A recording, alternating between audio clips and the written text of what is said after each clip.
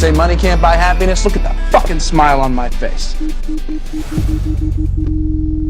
Target locked. Ready to fire.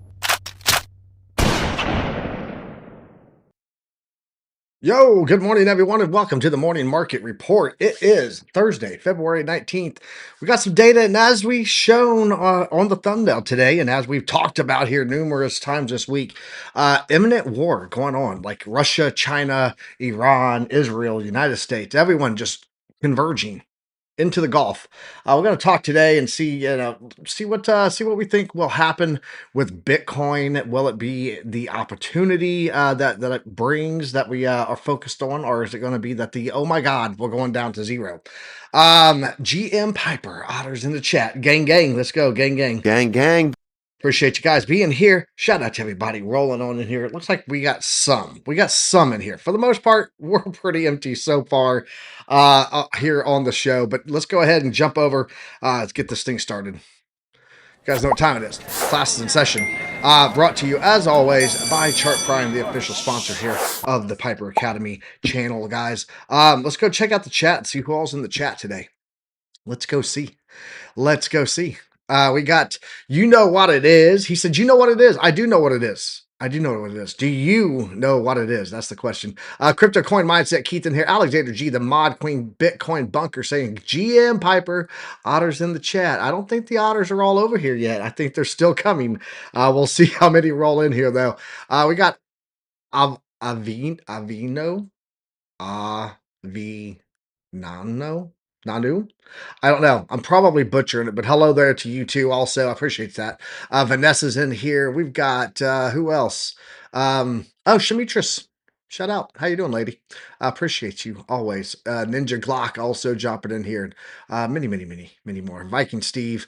Good morning. I do. He said, I do know what it is. Crypto Trade's also in here. We can't go to zero. There is a massive buy order at like 1 or something, so Bitcoin can't go to zero. DCA plan time 1,000. Shout out to Crypto Trades over there holding our Discord together. Appreciate you, bro. Let's go jump in on the news today. And let's talk about all the news that's fit to be news. And then we'll come back and take a look. Actually, let's look at the chart first. Let's do the chart first. Do the chart first, Piper. Let's do that. We did get a little pullback overnight again, guys. It's this VWAP area. This VWAP area is our range. We're just continuing sideways. And you can see the beautiful wick, not Wick's wife, the other beautiful wick, come down right there at the 786, $65,580. This is the level we've talked about all week long. We do have a daily close sitting right at 66,419, and the oscillator is pointing for more downside again. True 7 also pointing down. Volume is coming up, but money flow is pretty flat. So my trade still doing well on the trade side. But as of right now, I do think we have some more downside, especially with all of the geopolitical. And then tomorrow, of course, we get some economic data coming in. Not today, Otter Gang. Alex trying to show the GDP and inflation data today. I had to adjust my chair there. Guys, I got this chair. It's a Certa Perfect chair. It's a pretty nice chair. It keeps slowly dropping on me. Kind of like Bitcoin's price. I'm going to call it the Bitcoin chair. I should just paint it orange. Paint the whole chair orange and just call it the Bitcoin chair because it just keeps slightly going down. We'll see which bottoms first. Does my chair sink all the way down first, or does the price hit the bottom first? I don't know. Let's go check out the metrics into the Cryptoverse here, guys. Looking at the crypto market cap right now, total crypto market cap sitting at $2.286 trillion. Current trend level on this for fair value is sitting at $4.882 trillion. Wouldn't that be great if the total value right now of the crypto market cap was at its trend line of 4.88 trillion? That would be amazing. But currently we are undervalued, 53.18% undervaluation there. Setting above our lower band, though, by quite a bit. Lower band right now coming in at 1.61 trillion. So at least we're not there. Knock on wood. Current risk levels, according to the wristband, sitting at 0.301. We are about to go into a new wristband, 5x DCA for the Piper plan. Dropped all that this week on Monday. And next Monday, we'll do it all over again. We'll see what happens there. Looking at Bitcoin dominance with stable coins, we're sitting at 58.23%. Take away them stable coins, we're sitting at 66.8%. On total Bitcoin domination. So it's pretty pretty interesting that we're holding in that level despite so much sell-off going on. Bitcoin is just taking all the liquidity out of all the other altcoins right now. So looking at the liquidation heat map, see where the other money is being pulled out of. That would be the liquidations here. According to CoinGlass data, in the past 24 hours, 102,497 traders got liquidated. Total liquidations coming in at $218.5 million. Largest single liquidation order happened on Bybit. It was a Bitcoin trade for $2.16 million. What about longs versus shorts? Right now, we are sitting with pretty significant, like a whole billion more in short volume than we are long volume for the past 24 hours. We starting to get more bullish now. Nope, even on the hourly, shorts are still leading the way at 3.3 versus 3.23. So lot more people thinking short than long right now, according to the volume on the shorts versus longs. Let's take a look at X marks the spot today. Shout out to Veritech Bill. What's up, man? And New Earth Guardian. Appreciate you guys being here. Dollar breaking out. If this confirms, it adds pressure on risk assets like Bitcoin and stocks. Dollar breaking out right now, according to Titan of Crypto, and it is getting a little pullback this morning. But yeah, the dollar is breaking out for more upside, which it will definitely create some sell pressure on the risk assets if the dollar starts to strengthen like that. Bitcoin Fear and Greed Index sitting at 9 right now. We are in extreme fear. The longest run of extreme fear in Bitcoin history. Of course, more to add to that geopolitical tension, more confluence that this stuff, hey, is not looking too good. UK is blocking President Trump from using their bases for potential strikes on Iran, per the Times. UK-US tensions are rising. Block is owing to concerns that it would be the block is owed to the concerns that it would be a breach of international law. Trump has withdrawn support for Keir Starmer's Chagos Island deal. Not even sure what that's all about. We'll have to dig in on that, I guess. White House is still reportedly preparing detailed plans for a strike against Iran. Strikes expected to use both Diego Garcia and Raf Fairford in the UK. Those are both air bases. These bases are home to America's fleet of heavy bombers in Europe. Oil prices are now up to a 6-month high. So continuing to get that data. Also, so if you guys don't know, the biggest concern that we have about going into anything Iran is that we have bases all over the Middle East, and Iran's short range and mid range missiles can reach most of our bases there. And so we've started to withdraw forces from U.S. is withdrawing all forces from Syria, according to officials. And this is another sign that, hey, there might be some legitimacy to all of this geopolitical fear of a conflict in the Middle East right now getting ready to happen, because we would not typically move our forces unless we thought that they were going to be a target sitting out in the open. So U.S. positioning around Iran suddenly looking a lot more serious from Kyle Dukes. Carrier groups are moving in. Air assets are stacking up. Diplomacy still technically ongoing. No official strike order, but markets rarely wait for confirmation. Hormuz, that's the Hormuz Strait, is back in focus again. Oil watches first. So tensions picking up there. Bitcoin is in a spot where both sides are exposed. If you guys don't know, a 10% move up would liquidate roughly $3.9 billion in shorts. A 10% move down would take out around $3 billion in longs. So why not move up, add some more longs in from the FOMO, liquidate those shorts, and then do the 10% move down and touch all the other liquidation sitting there, plus the new FOMO one. That's what wells are probably going to do, guys. So don't be surprised if we get little pumps, little relief rallies just to get the FOMO in. The U.S. economy now reliant on older Americans. You guys got to start being nicer to boomers. They are your job now. Americans age 55 plus now represent 45.3% of all U.S. consumer spending. It's the highest in at least 28 years. This is nearly double the 28% seen during the early 2000s. By comparison, those aged 54 and younger are down to just 54.7% from 72% of the consumer spending back in 2000. The gap between the two groups has narrowed by approximately 35 percentage points over the last 25 years, and is on track to converge for the first time in history. Here's my question. What happens when those boomers stop being consumers, aka, no longer with us? I think that we have a huge economic crunch that happens because you're gonna have some, you're going to have monetary shift, right? Money's going to go, it's going to get passed on, so on and so forth. Properties will be passed on. But I think you're going to have a period there where your consumer chunk starts to fade away. There's less of a growth of population beneath them. And then we get into a point where you've just got less consumers for less demand, for less production, for less retail, for less jobs. I just think that it's a trickle effect, and it has to do with strictly on the fact that we have a decreasing population growth level. So it's curving. It's curving. Bitcoin death cross, guys. We talked about this yesterday a little bit, but Titan of Crypto said we have an Ichimoku monthly death cross. This has not formed yet, but typically it takes about 3 to 4 months after that for Bitcoin to bottom. We still have probably on this chart, this is a 1 month chart, we probably still have 1 month, maybe 2 months before this cross happens, and then 3 to 4 months on top of that. So you're looking at 4 to 6 months. It's February right now, so 6 months onto that would be around August. I think this is very likely that we're seeing, that October time period, it based on this Ichimoku crossover here. So, Axios reports, we talked about this already yesterday. Yeah, we did. This is the evidence that U.S. war within Iran imminent, hence the imminent war thumbnail today. That's all I got there on X marks the spot. Let's jump over here to the actual stock market, see how TradFi is doing today. TradFi, Dow Jones sitting currently at 0.33% downside. S&P slightly over 1/4, NASDAQ down over about 1/4, and the Russell 2K down 0.4.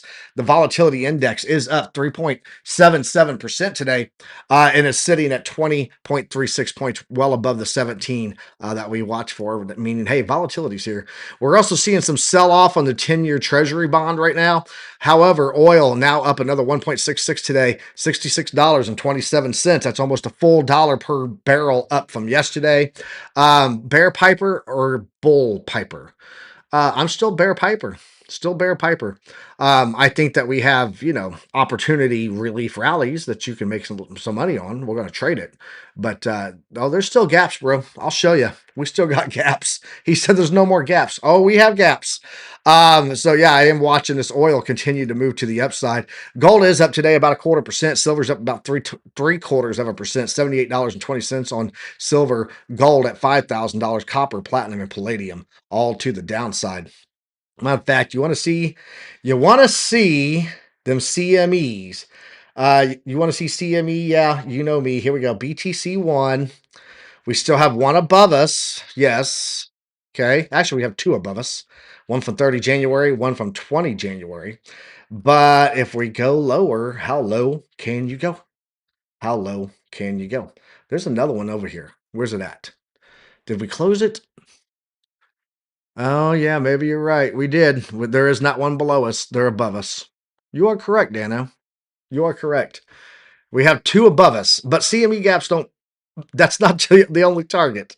Not the only target at all. Look here. We had one back here that was sitting below back in December 2020. Did not get filled until June 2022. And even from the point of closing that bad boy, let me see here. See if I can get it there. Nope. Turn off the magnet. Turn off the magnet, sir. There we go.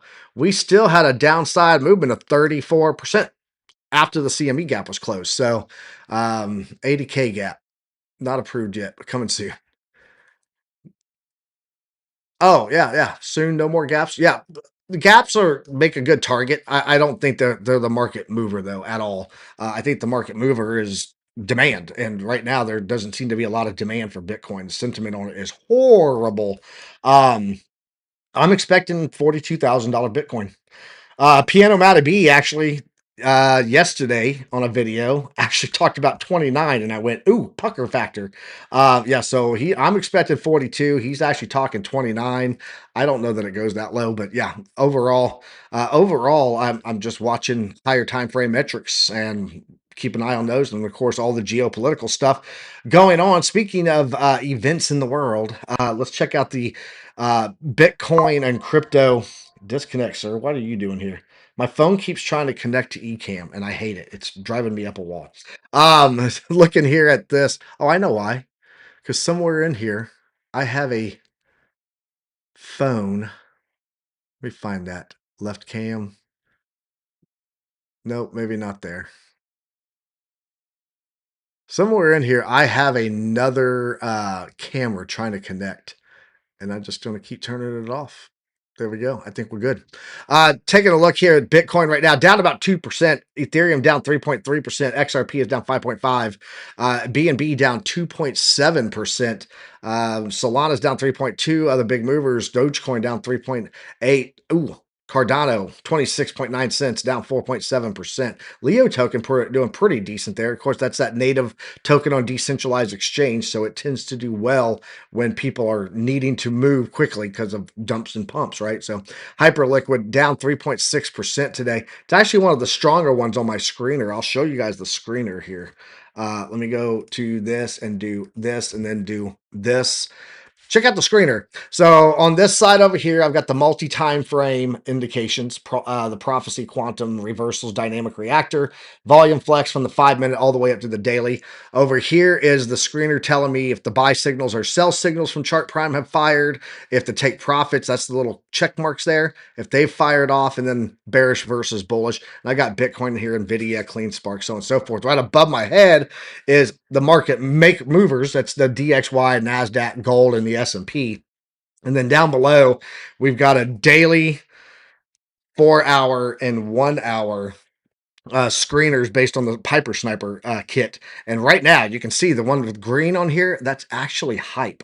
Hype actually on the higher time frame looks stronger than everything, although on the hourly, we are looking quite dumpy. Quite dumpy. So something that I've been working on for a while. It's pretty interesting. Let's go back over to here. Back to here. There we go. Continuing on here, let's go take a look at the economic calendar. Oh, of course you did that to me. There we go. Hi, economic calendar. Welcome. Welcome to the show. Looking at Thursday today, we had very little data today. Some balance of trade stuff came in at the negative. There was a lot of revisions on all the trade stuff, which makes sense because people don't know what the hell is going on with all the tariff stuff. But look at it tomorrow. Tomorrow's going to be the big day, guys. 7:30 a.m. my time, 8:30 a.m. East Coast. Core PCE, big one for the Fed to watch. GDP growth rate, big one for the Wall Street to watch. If core PCE does come in as expected, it means inflation is up. GDP growth rate quarter over quarter, 4.4% previously, as far down as 3%. Contracting economy, higher inflation. I think it's going to have an impact on what we see for jobs or for labor market, for one, because if demand is down and the economy is contracting, that means probably losing more jobs. And then on top of that, chances of rate cuts just drop dramatically. Right now, we're only looking at a 5.9% chance of a rate cut in March. Right now, 94.1% chance of no change. Let's see here if this is changing here. 21.5% chance of a rate cut in April. 60.4% chance of a rate cut in June. This is after the Fed chairman changes out. Of course, this is actually lower than what it has been. So we're actually seeing that even after that date of May, when we get a new Fed chairman, that chance of a rate cut after that starting to fall. So, Fed minutes in January. This came out yesterday. This is the Fed minutes data. Fed officials are split on where interest rates should go. Divided Fed officials at their January meeting indicated that further interest rate cuts should be paused for now and could resume later in the year only if inflation cooperates. Some of them were actually talking about raising rates. So interesting thing there. Let's go ahead and bring up my co-host. Pam is here, and let's see what she has to say about this today.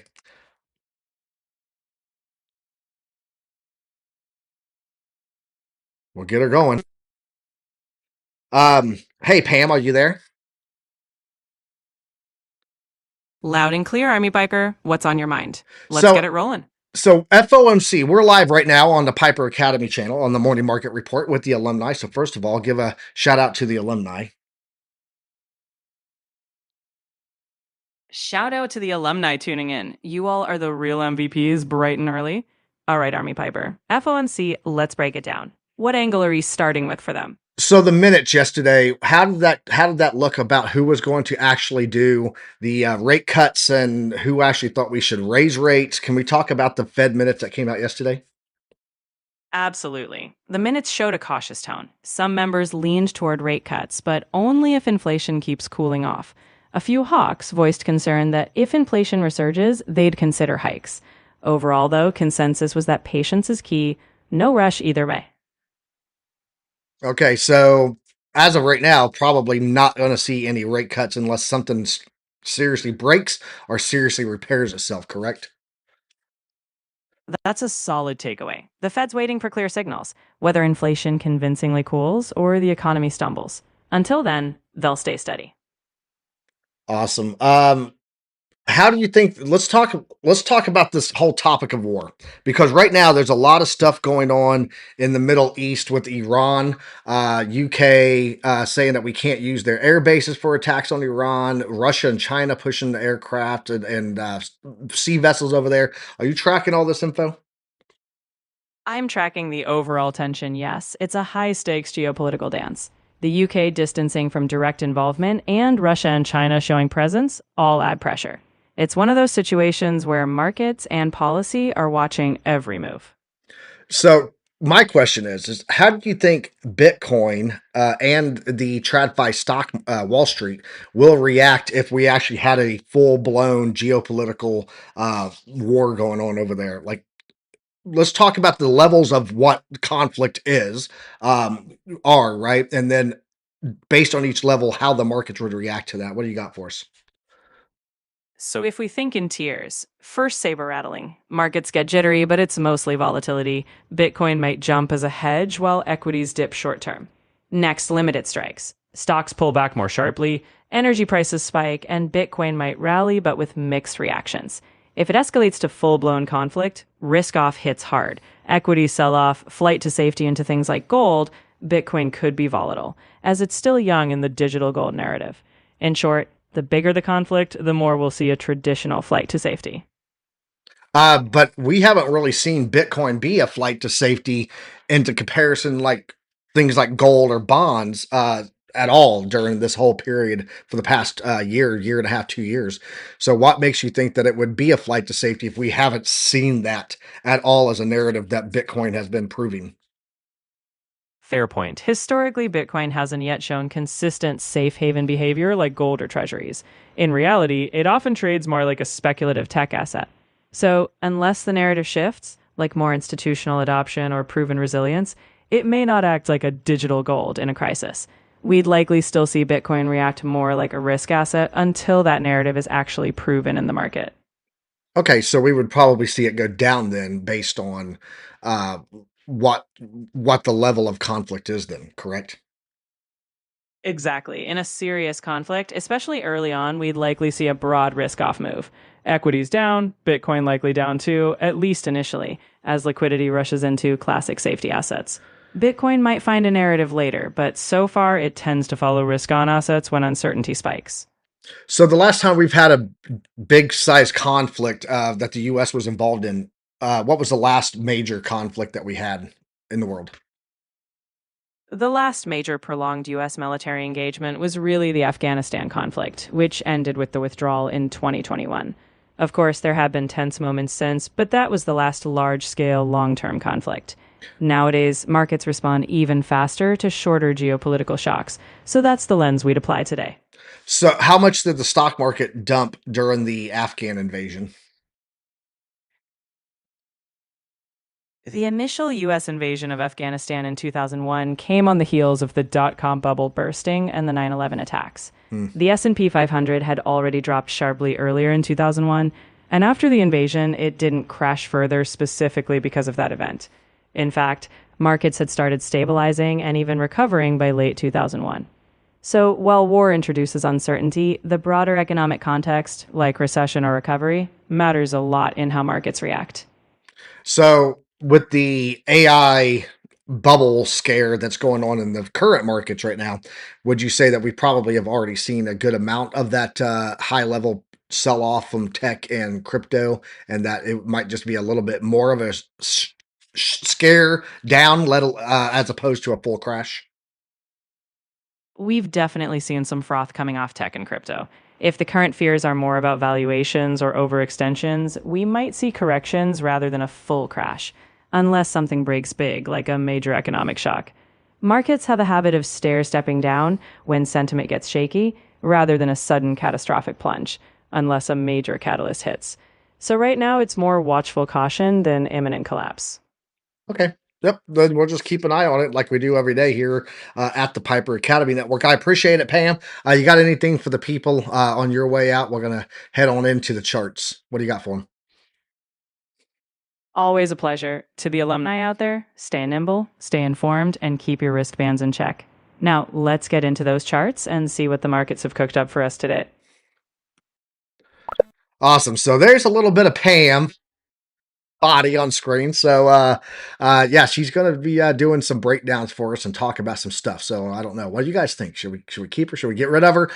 All set. He said Pam has an Adam's apple. So I don't know why it is, but when she's on my phone, she's fine. When she's on my computer, she's fine. But when I run her through in real time as an audio source, something happens with the voice. I don't know. I don't know what it is. But yeah, guys, let's move back over into the stuff to follow up here. Just don't ask her who the president is. I can do that now. She knows. She knows who it is now. Keith. U.S. says Tehran would be very wise to make a deal as Russia, a deal like Russia and Iran are holding naval deals. So holding naval test drills. That's the word. Line, please. The Trump administration has warned it would be very wise for Iran to make a deal amid reports that the White House is considering fresh military action against Tehran as soon as this weekend. So I have a theory on this. And here's the theory. The world does not tend to conduct war when the Olympics are going on. The Olympics are over in 3 days, guys. Winter Olympics are done in 3 days. I think that's the window we need to be watching this weekend. Thursday is the 19th, 20th would be Friday, 21st would be Saturday, Sunday the 22nd. Would create a very volatile Monday morning and Sunday night, especially at the weekly close. So, something to keep in mind there that I'm also watching here on everything. Let's go check out the charts. Let's get into that and see how we're looking here. Yeah, we're still holding below that VWAP here, guys. You can see the candle did get a little pump up to it and rejected right there on it, 66,700.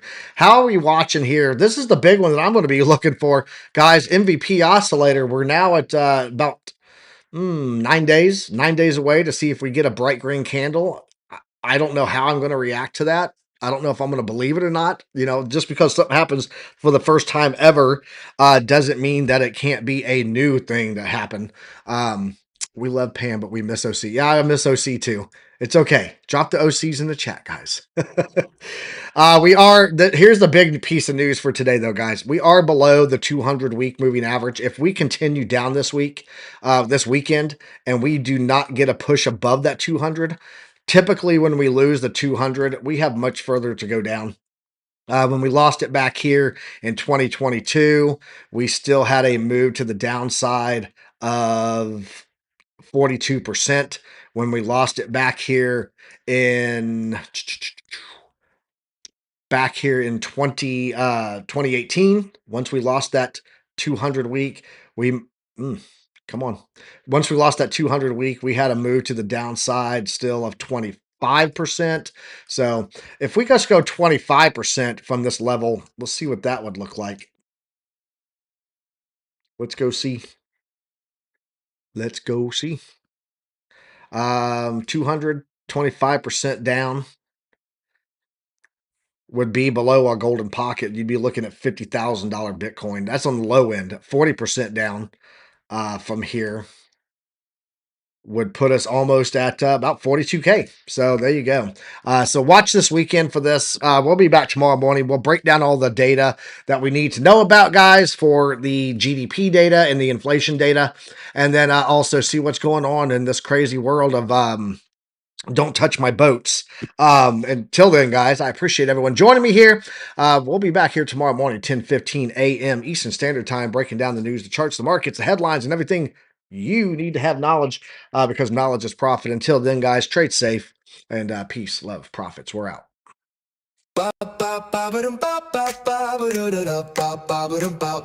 That's the rap. Chart stack data never lie. Piper led the mission, OC in the sky. Spaghetti on the screen, but the vision stay prime. Chart prime visual, signals on time. Alumni strong, we built from the grind. Lessons in the market that'll outlive time. Knowledge is profit, you know how we run. Till the next one, stay sharp, get it done.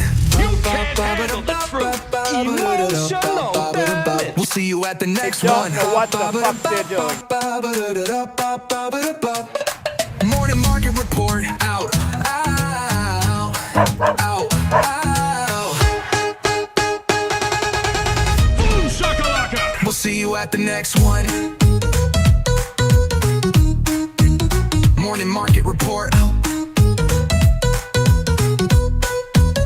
We'll see you at the next one. Morning market report.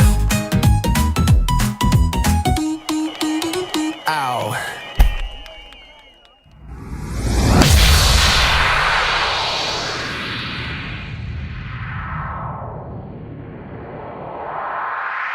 That was awesome, dude. Hey, it didn't break. What else you got?